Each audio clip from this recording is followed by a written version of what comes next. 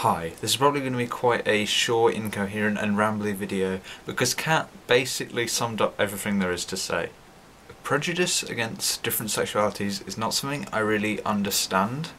Like, there's some prejudices that you can sort of get where the roots come from and you can imagine why people do it. I mean, they're not good things, but at least they have an origin. But I don't really get where it comes from.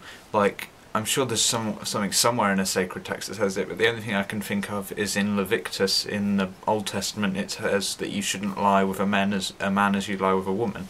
But that doesn't really say anything about gay marriage or just being gay in general. I don't think there's anyone that says it's wrong.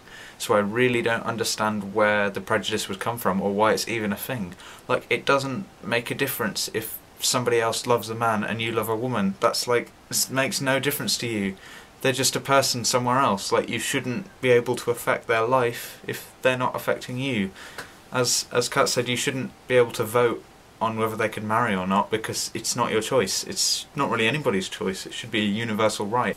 I'm actually honestly surprised that gay marriage and just equality for gender and sexuality isn't more prevalent in more places. Like, there's been rumours on Tumblr, but none in the news, about England embracing same-sex marriage, and I know Scotland's done it, which would be great, but I mean, the coalition government are being a bit weird and arsey about it now. Like, they don't really care that they could make thousands of people happy. They'd rather sort out the economy, which is fair enough because it's kind of terrible, but I mean, it wouldn't take that long, I don't think. I mean, sure, there's a lot of stuff to do, but adding another box on some, like, registrar office thing is not going to take a lot of your time, and I think it will set an example for people.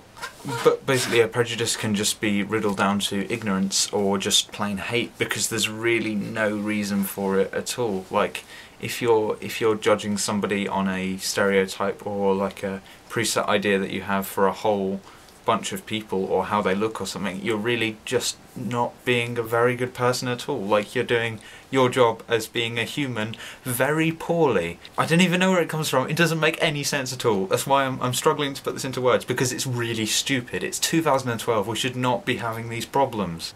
Okay? Like people. People are great. They're the best. They're basically all we have in our entire lives. The afterlife we'll talk about in a few weeks. But I mean, now, in this life, that's all we've got is people. And so you shouldn't hate a section of them because a book tells you to. Shut up, door. You shouldn't hate a bunch of them because a book tells you to, or because a man says a man told him to. That's just, no. Just love people that...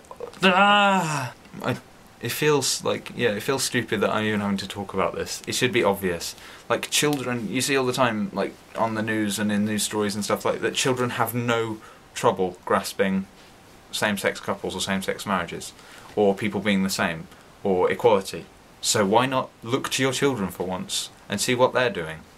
They haven't been corrupted by bias because they simply don't understand it. They just say, oh, a mummy and a daddy, a mummy and a mummy. A daddy and a daddy. No problem there. I think there was something about it in Emmerdale, but I don't watch Emmerdale because it's awful. But, you know, they tackle some important issues.